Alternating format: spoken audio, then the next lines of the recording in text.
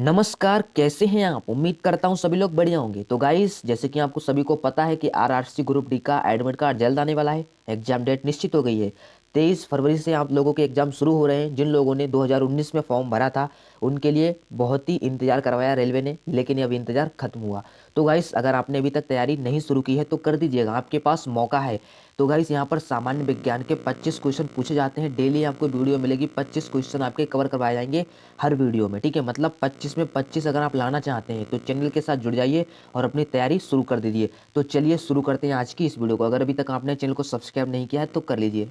Guys, first question ये रहा। सूची एक को सूची दो से आपको मिलाना है। यहाँ पर दी गई है भौतिक राशि और यहाँ पर इकाई दी गई है। तो गाइस देखिए, दूरी भौतिक राशि है, इसका जो मात्रक है इकाई है वो क्या है? तो हम सभी जानते हैं दूरी का जो मात्रक है वो क्या है? प्रकाश वर्ष। प्रकाश वर्ष का जो मात्रक है वो क्या है? दूरी। पदार्थ की मात्रा, तो इसका क्या मात्रक है? मोल है। विद्युत आवेश की मात्रा, इसका क्या है? कूलाम। और ऊर्जा का वाट घंटा। तो एग्जाम में क्या आपको सारी चेक करने हैं, सारे हमारे सही हैं गलत? तो एग्जाम में आपको किस तरह से दिमाग चलाना है कि कम समय में इसको हम लगा पाए। तो देखिए, दूरी का मात्रक क्या है? प्रकाश वर्ष यहाँ पर दिया गया है, यहाँ पर ए का मतलब तीसरा, यानी तीसरा ए और बी में दिया गया है। मतलब यहाँ पर सी और डी बिल्कुल भी नहीं हो सकता है, या तो ए होगा या बी होगा। चलिए आगे बढ़ते हैं।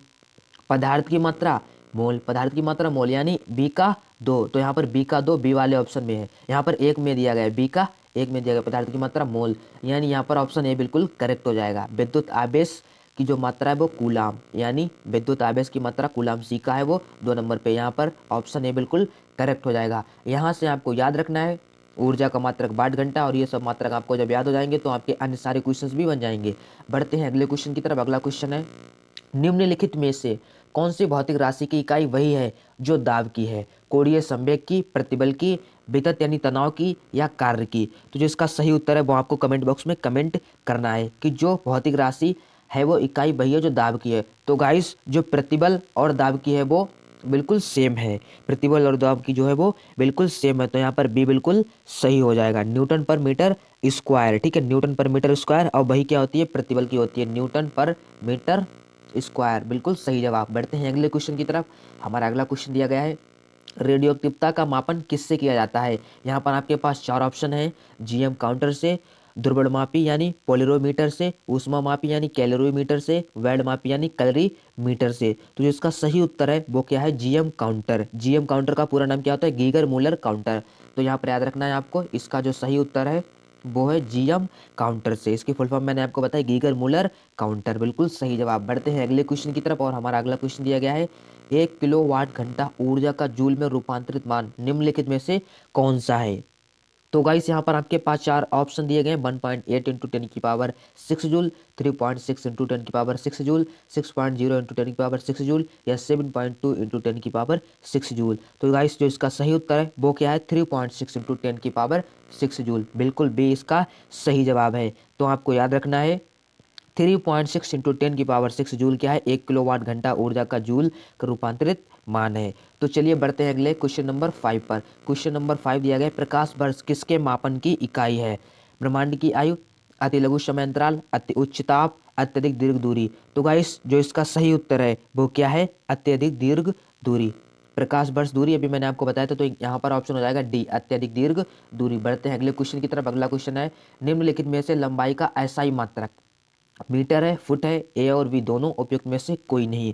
तो आप सभी जानते हैं लंबाई, लंबाई किस में मापते हैं? ऐसा ही मात्रक क्या है? मीटर है। लंबाई का मात्रक मीटर। ऑप्शन ए बिल्कुल करेक्ट हो जाएगा। बढ़ते हैं अगले क्वेश्चन की तरफ। गाइस, हमारा अगला क्वेश्चन दिया गया है, निम्नलिखित में से कौन सा एक उपकरण वाहन द्वारा तय की गई दूरी मापता है? ओडोमीटर, स्पीडोमीटर, एक्सलोमीटर, या अल्टीमीटर? तो गाइस, जो इसका सही उत्तर है वो है ओडोमीटर, ठीक है। ओडोमीटर द्वारा वाहन के द्वारा तय की गई दूरी मापी जाती है। तो बिल्कुल ए यहाँ पर सही जवाब है। तो मैं यहाँ पर ए बी सी डी इनको मैं बता दूं इन सब का क्या काम होता है। तो गाइस, जो स्पीडोमीटर होता है वो वाहनों की चाल मापी जाती है।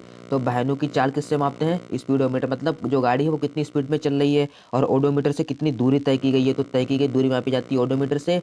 वाहन द्वारा चली गई कितनी स्पीड में चल रही है, जैसे 30 की स्पीड में, 40 की स्पीड में, उसे कहते हैं स्पीडोमीटर। उसके बाद होता है एक्सीलरोमीटर, वाहन की चाल की वृद्धि दर को मापने का यंत्र होता है। जैसे आपने सुना होगा एक्सीलरेटर, ठीक है, जिससे वाहन की रेस बढ़ाई जाती है। तो ये चाल की जो वृद्धि है दर, उसको मापने के लिए होती है एक्सीलरोमीटर। और जो अल्टीमीटर होता है विमानों की, जो विमान होते हैं उनकी ऊंचाई मापने के लिए। तो यहाँ पर आपको याद रखना है अल्टीमीटर से विमानों की ऊंचाई मापते हैं। तो यहाँ पर चारों प्रश्न आपके कंप्लीट हुए, आपको याद रखना है, ठीक है।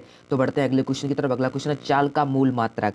चाल का मूल मात्रक क्या है? किलोमीटर पर मिनट, मीटर पर मिनट, किलोमीटर पर घंटा, मीटर पर सेकंड। तो गाइस जो इसका सही उत्तर है वो है मीटर पर सेकंड। चाल बराबर दूरी, दूरी बटे समय। आपने फार्मूला पढ़ा होगा, चाल बराबर क्या होता है? दूरी बटे समय। तो दूरी किस में मापते हैं? अभी मैंने आपको बताया दूरी का मात्रक यहाँ पर मीटर, जैसे यहाँ पर मीटर लंबाई होती है उसको मीटर में मापते हैं और समय को सेकंड में, तो मीटर पर सेकंड बिल्कुल डी इसका सही जवाब हो जाएगा। बढ़ते हैं अगले क्वेश्चन की तरफ।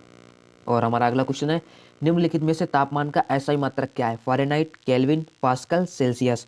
तो जो इसका सही उत्तर है वो आपको कमेंट बॉक्स में कमेंट करना है। अगर आपको नहीं पता है कोई दिक्कत नहीं है। तो निम्नलिखित में तापमान का एसआई मात्रक केल्विन है, आपको याद रखना है। केल्विन क्या है? एसआई मात्रक है किसका? तापमान का। अगला क्वेश्चन है निम्नलिखित में से कौन सा त्वरण का मात्रक है? त्वरण का मात्रक है। तो गाइस ये मोस्ट इंपॉर्टेंट क्वेश्चन है, ज़्यादातर एग्जाम में पूछा जाता है। तो त्वरण का मात्रक क्या है? यहाँ पर देखिए मीटर सेकंड है, मीटर पर सेकंड इसे बोल सकते हैं, इनवर्स में है, ठीक है। मीटर सेकंड स्क्वायर है या मीटर पर सेकंड स्क्वायर है। तो इसका सही उत्तर है वो है ऑप्शन डी। तो गाइस मैं आपको बता दूं मीटर पर सेकंड स्क्वायर होता है, मीटर पर सेकंड स्क्वायर, और सेकंड ऊपर जाएगा तो क्या हो जाएगा? माइनस का हो जाएगा, ठीक है। तो metre into second inverse square आप बोल सकते हैं, त्वरण का मात्रक है, ठीक है। वेग परिवर्तन की दर को त्वरण कहते हैं, और वेग को जो हम दूरी में मापते हैं उसे मीटर बोलते हैं, वेग परिवर्तन की दर को, और जो समय होता है वो यहाँ पर सेकंड स्क्वायर हो जाता है, यानी त्वरण का मात्रक मीटर प्रति वर्ग सेकंड हो जाएगा। बिल्कुल डी ऑप्शन यहाँ पर सही हो जाएगा। बढ़ते हैं अगले क्वेश्चन की तरफ। तो गाइस हमारा अगला क्वेश्चन है निम्नलिखित कथनों पर विचार कीजिए। कार्य का मात्रक जूल है, शक्ति का मात्रक वाट है, ऊर्जा का मात्रक न्यूटन है। जो सही है वो आपको बताना है कि एक या दो सही है, दो या तीन सही है, या केवल तीन सही है, केवल एक और तीन सही है। तो ऊपर से पढ़ते हैं, देखिए कार्य का मात्रक जूल, कार्य का मात्रक क्या है? जूल। यहाँ पर देखिए, और शक्ति का मात्रक क्या है? वाट। और ऊर्जा का मात्रक क्या है? न्यूटन। तो यहाँ पर देखिए ऊर्जा का मात्रक, यहाँ पर निम्नलिखित में विचार करना है, विचार में क्या करना है? जो कौन सा सही नहीं है, जो सही नहीं है। यहाँ पर कार्य का मात्रक जूल ये सही है, शक्ति का मात्रक वाट सही है, ऊर्जा का मात्रक न्यूटन ये गलत है। आपको गलत पहचानना है, तो केवल तीन हो जाएगा। यहाँ पर कन्फ्यूजन में आपको बनेगा, आपको यहाँ पर कन्फ्यूजन ये होगी कि ये तो कार्य का मात्रक जूल है, यानी ये होना चाहिए, लेकिन यहाँ पर नीचे आपको पढ़ना है कि कौन सा सही नहीं है। तो यहाँ पर गाइस जो सही नहीं है वो कौन सा नहीं है? न्यूटन। किसका मात्रक होता है? बल का मात्रक न्यूटन होता है, लेकिन यहाँ पर उन्होंने ऊर्जा का मात्रक न्यूटन दिया, तो इस प्रकार से ये उत्तर हो जाएगा, और ये गलत है, यहाँ पर केवल तीन हो जाएगा। तो याद रखना है कार्य का मात्रक जूल, शक्ति का मात्रक वाट होता है। Discuss complete. तो चलिए आगे बढ़ते हैं नेक्स्ट क्वेश्चन की तरफ। गाइस हमारा जो अगला क्वेश्चन है वो है निम्नलिखित में से कौन सा संवेग का एसआई मात्रक है? किलोग्राम पर मीटर सेकंड क्यूब, किलोग्राम पर मीटर सेकंड इनवर्स, किलोग्राम पर मीटर सेकंड मतलब kilogram metre second square, kilogram metre second. तो गाइस जो इसका सही उत्तर है वो क्या है? किलोग्राम मीटर पर सेकंड इनवर्स, यानी जो संवेग का मात्रक होता है वो होता है किलोग्राम मीटर पर सेकंड। ऑप्शन बी बिल्कुल सही हो जाएगा यहाँ पर, ठीक है। इसे हम पर सेकंड को लिखते हैं, तो इससे ऊपर लेके आएंगे तो इसके ऊपर इनवर्स लग जाएगा। तो यहाँ पर बिल्कुल इसका ये सही जवाब है। तो बढ़ते हैं अगले क्वेश्चन की तरफ। गाइस जो हमारा अगला क्वेश्चन है वो है निम्नलिखित में से बल का एसआई मात्रक कौन सा है? अभी मैंने आपको बताया था बल का मात्रक कौन, उस समय क्या बताया था? न्यूटन, ठीक है। यहाँ पर हमें एसआई मात्रक बताना है, ठीक है। तो बल का, तो गाइस देखिए बल का वैसे हम न्यूटन के नाम से जाना जाता है, और इसे हम एन से लिखते हैं। तो यहाँ पर जो इसका सही उत्तर है वो आपको बताना है, क्या होता है? किलोग्राम मीटर पर सेकेंड स्क्वायर। बल बराबर क्या होता है? किलोग्राम मीटर पर सेकेंड स्क्वायर, यानी यहाँ पर ऑप्शन सी बिल्कुल सही हो जाएगा, ठीक है। जैसे मैं आपको यहाँ पर डिस्कस करता हूँ, तो देखिए बल का मात्रा कैसे डिस्कस करते हैं। इसे हम लिखेंगे इसे किलोग्राम, ठीक है। हम लिखेंगे किलोग्राम मीटर, ठीक है। उसके नीचे में आएगा सेकंड स्क्वायर, ठीक है, सेकंड स्क्वायर। तो यही सेकंड स्क्वायर है, ये ऊपर आएगा इनटू में, तो ये माइनस में चला जाएगा। तो इस प्रकार से हमारा किलोग्राम मीटर पर सेकंड स्क्वायर बिल्कुल सही ऑप्शन हो जाएगा, सी। तो बढ़ते हैं अगले क्वेश्चन की तरफ। अगला क्वेश्चन है निम्नलिखित में से कौन सा दाब का एसआई मात्रक है? ठीक है, दाब का एसआई मात्रक है। तो देखिए न्यूटन पर मीटर स्क्वायर यहाँ पर दिया गया, पहला ही बिल्कुल सही जवाब है, न्यूटन पर मीटर स्क्वायर, ठीक है। न्यूटन प्रति वर्ग मीटर स्क्वायर होता है यहाँ पर, और ये स्क्वायर मैंने आपको बताया ऊपर जाएगा तो माइनस में हो जाएगा, बिल्कुल ये इसका सही जवाब है। बढ़ते हैं अगले क्वेश्चन की तरफ। अगला क्वेश्चन है international bureau of weights and measures BIPM द्वारा किलोग्राम की परिभाषा को बदल दिया गया। निम्नलिखित में से कौन सा मूल्य इसकी नई परिभाषा का आधार है? गुरुत्वाकर्षण स्थिरांक, प्लांक स्थिरांक, एवोगाद्रो स्थिरांक, बोल्ट्जमैन स्थिरांक। तो गाइस इसका जो सही उत्तर है वो है ऑप्शन बी, प्लांक स्थिरांक, बिल्कुल सही जवाब है। बढ़ते हैं अगले क्वेश्चन की तरफ। अगला क्वेश्चन है निम्नलिखित युग्मों पर विचार कीजिए। तो गाइस यहाँ पर आप देखिए, ऊष्मागतिकी ताप का मात्रक, पदार्थ की मात्रा का मात्रक, ज्योति तीव्रता का मात्रक। यहाँ पर जो सही है वो आपको बताना है। तो ज्योति तीव्रता का मात्रक कैंडला बिल्कुल सही है, पदार्थ की मात्रा मोल बिल्कुल सही है। तो यहाँ पर अब आपको क्या करना है, यहाँ पर आपको इसका जो सही उत्तर है वो बताना है, ठीक है। ऊष्मागतिकी ताप का मात्रक क्या है, केल्विन है। तो यानी यहाँ पर पहला, दूसरा, तीसरा यानी तीनों सही है, तो ऑप्शन डी बिल्कुल सही हो जाएगा। पहला, दूसरा, तीसरा ये बिल्कुल सही है, तो ऑप्शन डी बिल्कुल सही हो जाएगा। बढ़ते हैं अगले क्वेश्चन की तरफ। अगला क्वेश्चन दिया गया, अगला क्वेश्चन दिया गया 17 किलोग्राम को परिभाषित करने की नई प्रणाली के संबंध में निम्नलिखित कथनों पर विचार कीजिए। ठीक है, 17 क्वेश्चन है हमारा कि किलोग्राम को परिभाषित करने की नई प्रणाली के संबंध में निम्नलिखित कथनों पर विचार कीजिए। ये विद्युत धारा के संदर्भ में किलोग्राम को परिभाषित करती है। इस नई प्रणाली में भार मापने हेतु केवल बैलेंस नामक एक उपकरण का प्रयोग किया गया है।